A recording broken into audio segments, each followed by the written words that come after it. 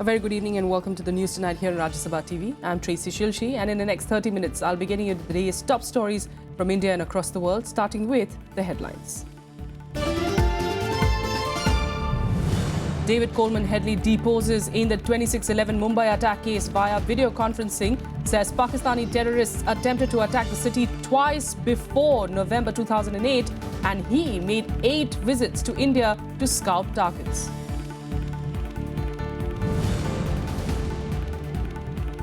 Pakistan rejects Indian evidence against Jaish-e-Mohammed chief Masood Azhar in the Pathankot attack case, says some of the evidence provided does not check out.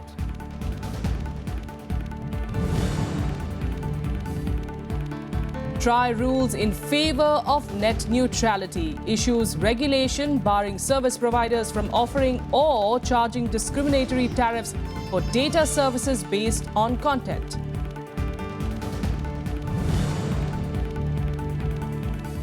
And the UN Security Council vows to impose new sanctions on North Korea in response to the country's long-range rocket launch defying earlier sanctions. Our top story this evening: Pakistani terrorists had tried to attack Mumbai twice before the 26/11 strike, failing both times. This was just one of the revelations made by Pakistani-American Lashkar-e-Toiba operative David Headley, who has now turned a prover in the case. Headley deposed before a court via video conferencing on Monday. Here are more details. In the first deposition on a terror act from foreign soil, LET operative David Headley told a court in Mumbai that Pakistani terrorists made 2 failed attempts on Mumbai before they were successful in attacking the city on 26 November 2008. That strike killed 166 people. The deposition, made via video conferencing, began at 7 a.m.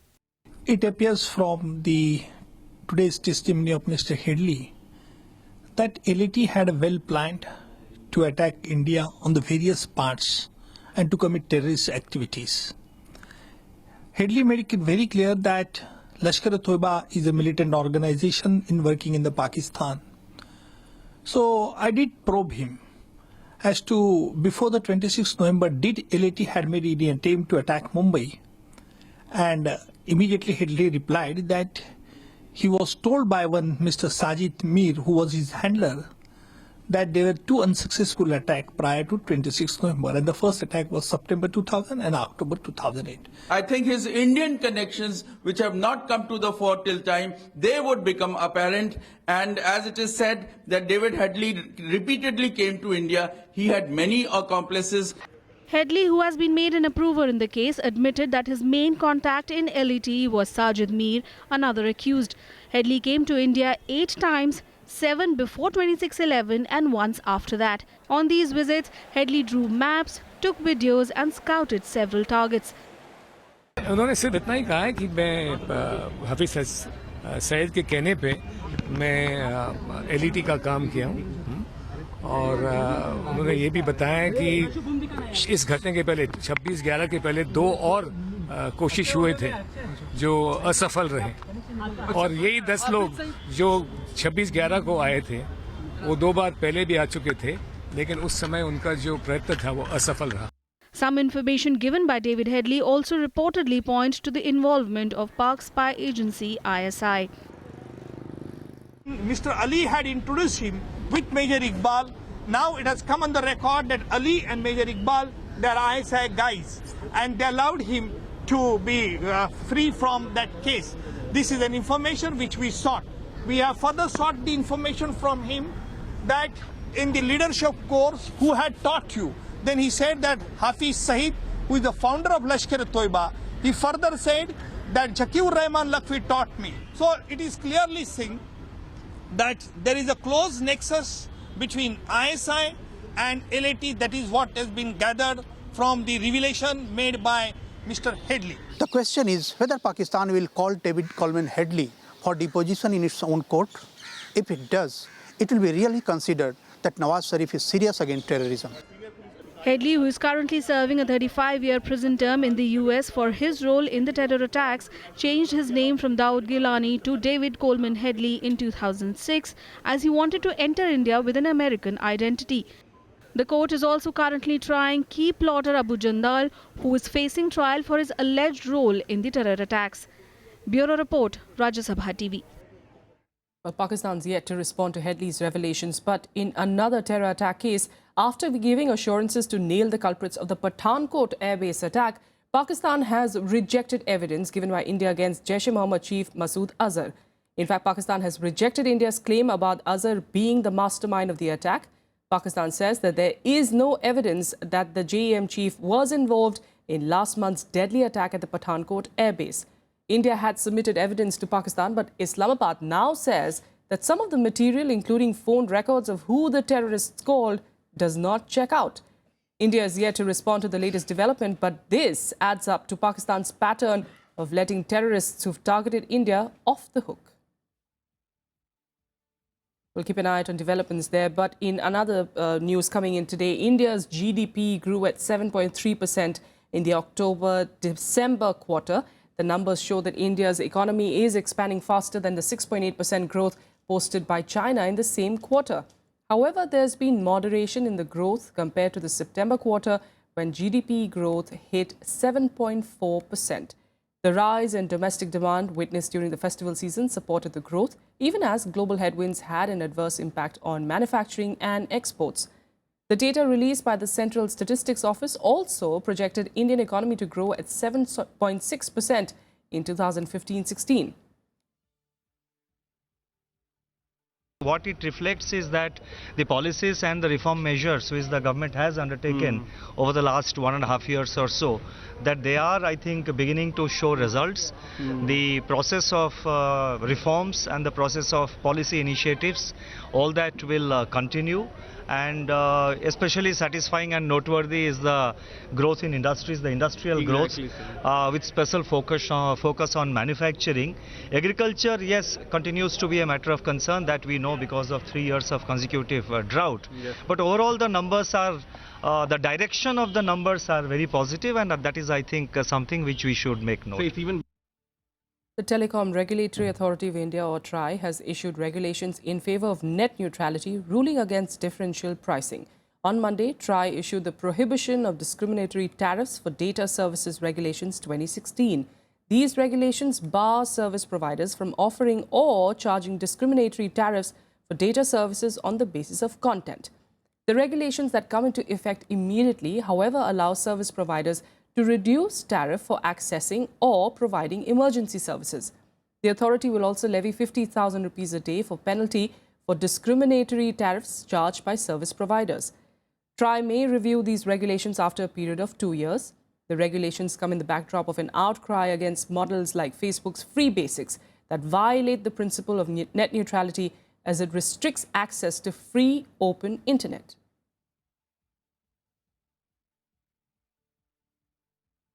We have also sort of made exceptions or exemptions in case of grave emergencies, where differential pricing could be offered in case of grave emergencies. That's what we had made that exception. We have also made exception in case of closed networks which are not internet. Actually, we didn't need to say that, but for the sake of clarity, anything on internet cannot be differentially priced. That's the broad point which we have made in the regulation. The Congress party has reiterated its demand of a Supreme Court monitored probe into the allegation of undue favours to Gujarat Chief Minister Anandiben Patel's daughter in the allotment of land near the Gir Lion Sanctuary. The party has sought the Prime Minister's clarification on the controversy. This will be just one of the many issues that the Congress plans to raise in the forthcoming budget session.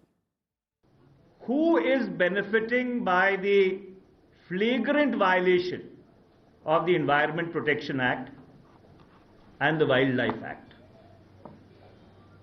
And Mr. Prime Minister, if this is not corruption, then would you care to explain to the country as to what exactly is this?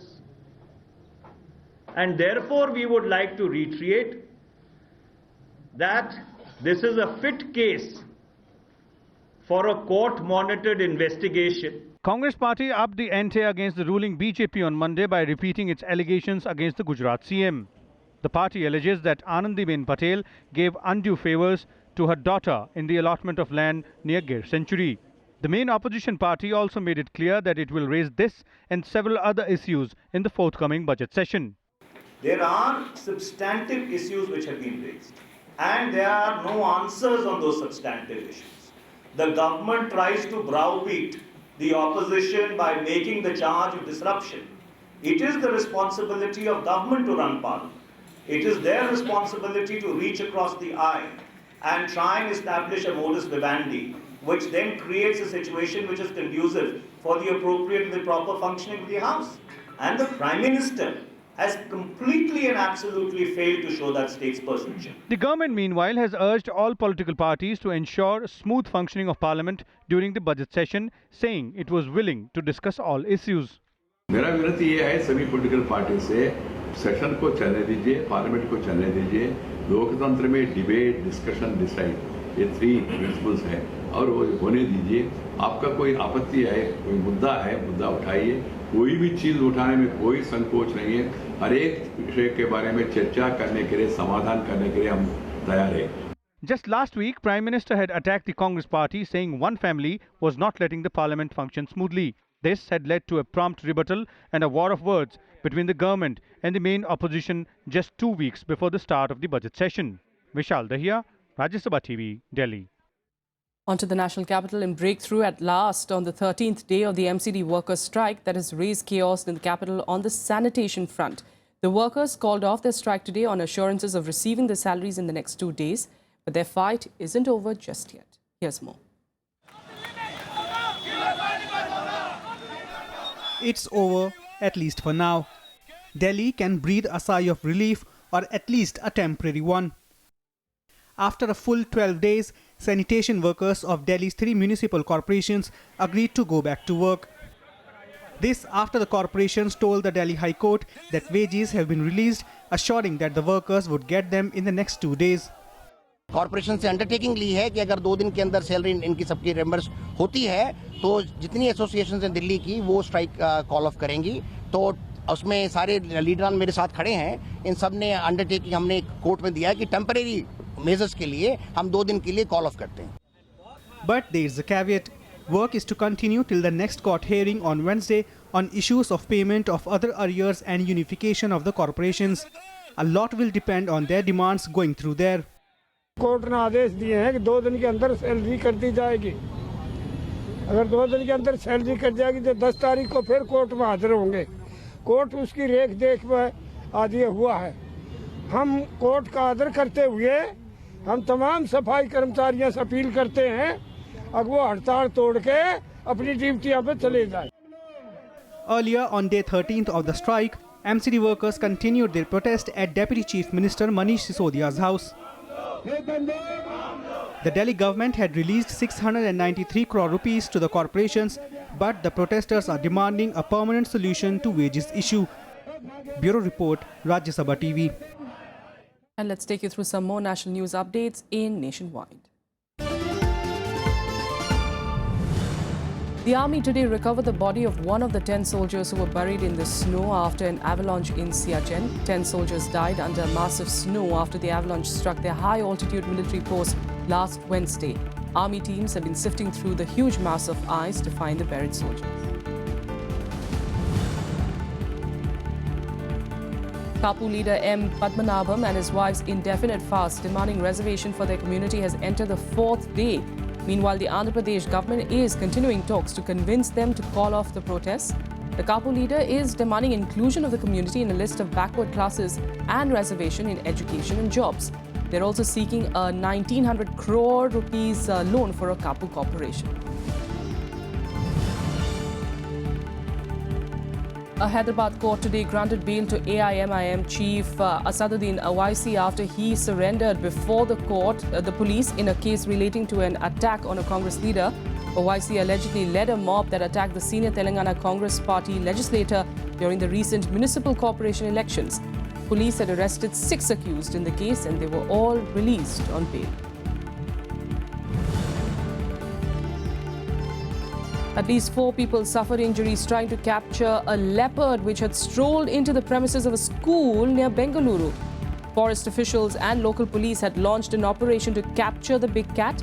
After a day-long operation, the animal was tranquilized and captured towards the evening.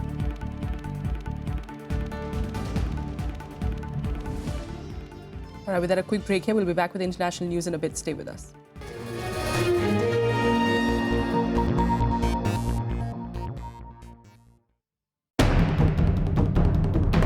Bad bank loans, massive write-offs. Over 1 lakh crore in bad debts in just the last 2 years. Why is this happening? Have the huge losses become unsustainable? Watch the big picture at 9:30 p.m. on Rajya Sabha television. India's biggest newsmakers. Opinion makers of the day. I had 2 questions. India, we all know we have been having The focus is really on highways. They are not stepping out and say that we will do it. Indirect interaction. You can donate eye, but you cannot donate vision. The lack of the vision is an important problem in the country. RSTV takes television programming to a whole new level. Watch Transport Minister Nitin Gadkari in full flow on Spotlight on Rajya Sabha television.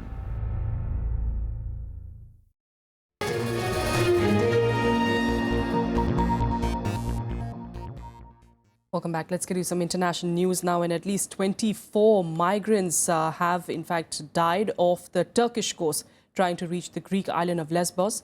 The victims drowned when their boat capsized after setting off from Balıkesir province. The Coast Guard had launched a search and rescue mission, including helicopters, to try to find 14 migrants who are reported to be missing. Recent fighting in Syria has sent thousands fleeing towards the Turkish border. The sea route from Turkey to Greece was the most popular way for migrants to try and enter Europe in 2015. Turkey is already facing pressure from the EU to open its border to up to 35,000 Syrians who have massed along the frontier in the past few days, fleeing an onslaught by government forces. However, Turkey, which is already home to 2.5 million Syrian refugees, says that it has reached its capacity to absorb any more. Bugün dahi Edremit açıklarında yine acı bir insani trajediyle karşı karşıya kaldık. Son günlerde özellikle sahte can yeleği, sahte bot yapan ve bu masum insanlara satarak insafsızca kan emici bir şekilde kar etmeye çalışan bazı işletmelere karşı çok ciddi bir seri operasyon yaptık. Bu operasyonlar artarak devam edecek. The UN Security Council is to soon adopt new sanctions against North Korea in response to the country's launch of a long-range rocket on Sunday. This came after it held an urgent meeting in New York Sunday night. Meanwhile, tensions escalated in the Korean peninsula after South Korea fired warning shots at the North Korean vessel that had allegedly crossed the maritime border. South Korea is also going to hold talks with the US to deploy a missile defense system to counter the threat from Pyongyang. The UN Security Council is preparing to impose new sanctions against North Korea. This after an urgent meet late on Sunday that strongly condemned the launch and concluded that a clear threat to international peace and security continues to exist. The UN meet was requested by the US, Japan and South Korea after Pyongyang said it fired the rocket to place a satellite in orbit. However, critics believe the real purpose was to test ballistic missile technology. Each of these illegal actions requires a robust response. Because of the DPRK's decisions and actions, we will ensure that the Security Council imposes serious consequences. DPRK's latest transgressions require our response to be even firmer. Meanwhile, tensions on the Korean peninsula escalated on Monday after South Korean Navy fired warning shots at a North Korean patrol boat, saying that the vessel had crossed the disputed Yellow Sea border. South Korean president has called for heightened vigilance against any further provocation. 증대하는 북한의 위협에 대응하기 위해 한미 동맹의 미사일 방어 태세를 향상시키는 조치로서 주한미군의 사드 배치 가능성에 대한 North Korea launched a satellite into space on Sunday, triggering a wave of international condemnation. Though the country says the launch was for scientific and peaceful purposes, it is being widely viewed by other nations as a front to test a ballistic missile. especially since it comes on the heels of North Korea's purported hydrogen bomb test last month. Pyongyang carried out both acts in defiance of international sanctions. Bureau Report, Rajya Sabha TV. Agitating Madhesis in Nepal have finally called off their nearly 5-month-long strike. The end of the strike has brought much-needed relief to the country that has suffered severe shortage of fuel, medical and other supplies due to the protests against the new constitution. The call-off comes after a meeting of the United Democratic Madhesis Front leaders. Although they have decided to continue their agitation till the demands are addressed, the announcement to end the border blockade also comes ahead of Nepal Prime Minister KP Oli's trip to India on the 19th of February, his first overseas visit since taking over as the Nepalese premier. Meanwhile, 3 people were pulled out alive on Monday from the rubble of the buildings that collapsed when an earthquake hit Taiwan on Saturday. Though the official death toll is 38 right now, it is likely to exceed 100. Most of the dead have been found in the rubble of the toppled 17-story apartment block in Tainan, and rescue efforts are focused on the wreckage of this building where 117 people are still suspected to be buried deep under the rubble. 几个医院也都有在随时监控，伤重的人我们会马上处理。还好现在送过去大部分都还是轻伤，重伤人现在恐怕还要花点时间才能再出来。 Rescue work continued in Taiwan on Monday. Rescuers pulling out survivors from the rubble of an apartment block more than 48 hours after it was toppled by an earthquake. Hundreds of soldiers are involved in the rescue effort using high-tech equipment, sniffer dogs and cranes. The official death toll from the quake has risen to 38, but over 100 people are still missing. The mayor of Tainan warns that the toll is likely to exceed 100. 那目前上困在里面的人数是124人。那这个人数在增加，是因为进去之后呢，救援的人进去之后呢，发现里面有原先没有记载的受困的民众，所以这个人数呢会在增加。Rescuers in Tainan City are racing against time to find survivors under the rubble. The quake struck at 4 a.m. on Saturday at the beginning of the Lunar New Year holiday, and most of the dead were found in the toppled Wei Guan Golden Dragon building in Tainan. As survivors recounted their ordeal, an investigation has been launched into whether the construction of the building contributed to its collapse. 只想要被获救，那我希望我可以被获救。那后来的话，得知家人在附近，我就希望他们也可以被获救。那当他们被获救的那一刻，我是已经有点崩溃，然后有哭的。Shelters are being set up for those who have lost their homes in the city of 2 million people. President-elect Tsai Ing-wen, who won the election last month, attended a mass funeral for victims on Monday afternoon. She said her government, which will be sworn in May, will prioritize safety checks on all buildings. Bureau Report, Rajya Sabha TV. And now let's get to some more international news updates in Global Buzz. Spanish police arrested 7 people with suspected links to Islamist militant groups on Sunday in a dawn raid. It said that those arrested were suspected of operating a supply network for Islamist fighters in Syria and Iraq. The arrested were sending money, guns, computer equipment and material for making explosives in sealed containers under the guise of humanitarian relief.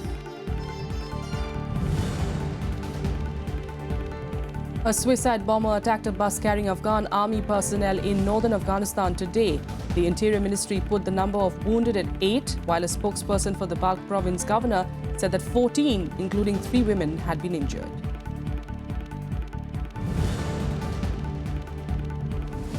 Donald Trump has defended himself against accusations of Islamophobia by saying that he has at least 20 friends who are Muslims. The Republican presidential candidate has previously talked of provocative policies that include calling for a temporary ban on Muslims entering the United States. When asked, however, Trump stopped at naming any of his 20 friends.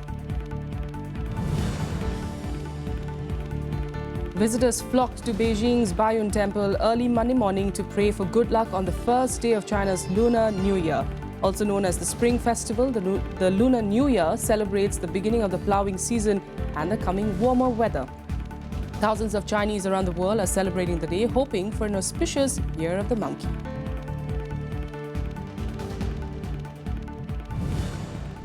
With that, another break here. We'll be back with cricket news in just a bit. Stay with us.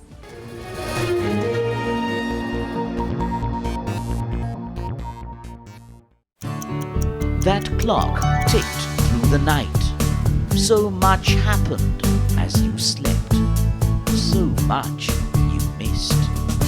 Wake up to a complete roundup of news from India and abroad.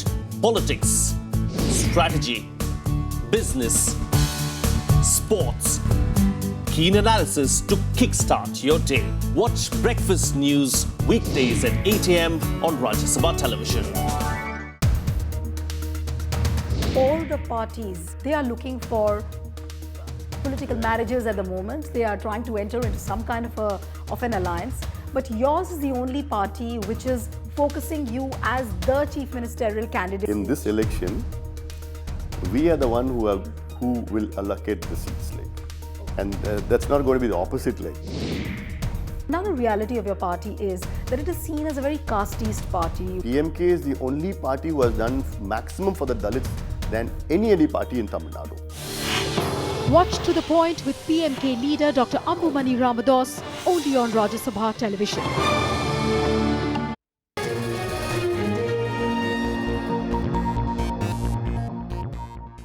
Welcome back. Let's get you some cricket news now. And boosted by their 3-0 clean sweep of Australia down under, a confident India will seek to continue the winning momentum when they take on Sri Lanka in the first of the 3 T20 internationals in Pune on Tuesday. After the comprehensive series triumph in Australia, these 3 matches would certainly act as the springboard for India to begin their preparations for the Asia Cup T20 Championship.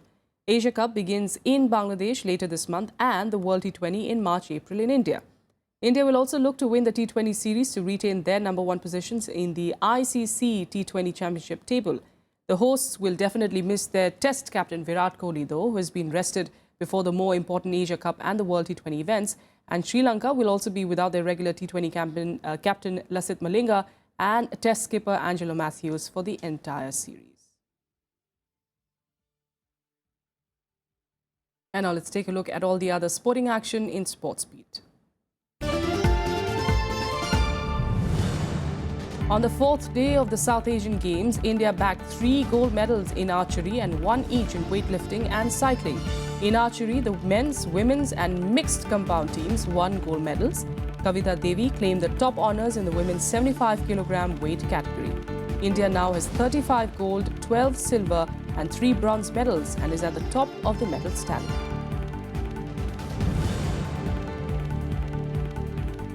After 2 successive losses, India came back to earn a consolation win, defeating Kazakhstan 2-0 for the 5th place in the Fed Cup Asia Oceania Zone Group 1.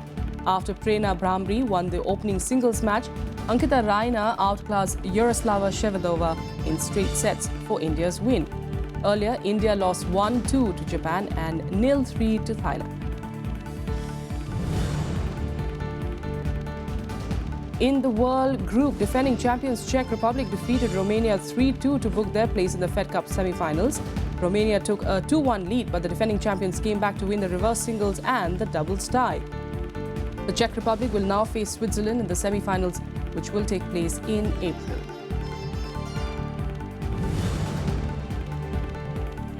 Leicester City shocked the Premier League once more to grab a 3-1 away win against Manchester City on Sunday night.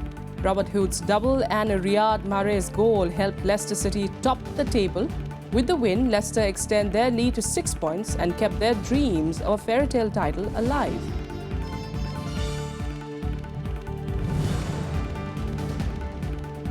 In La Liga, Real Madrid kept their title hopes alive with a 2-1 win over Granada. Karim Benzema opened the scoring for Granada while Luka Modric scored a stunning late goal to keep Madrid in the title race.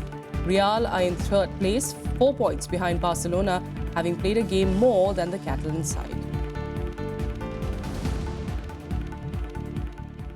And that's all we have for you on the news tonight. From the entire team here, good night.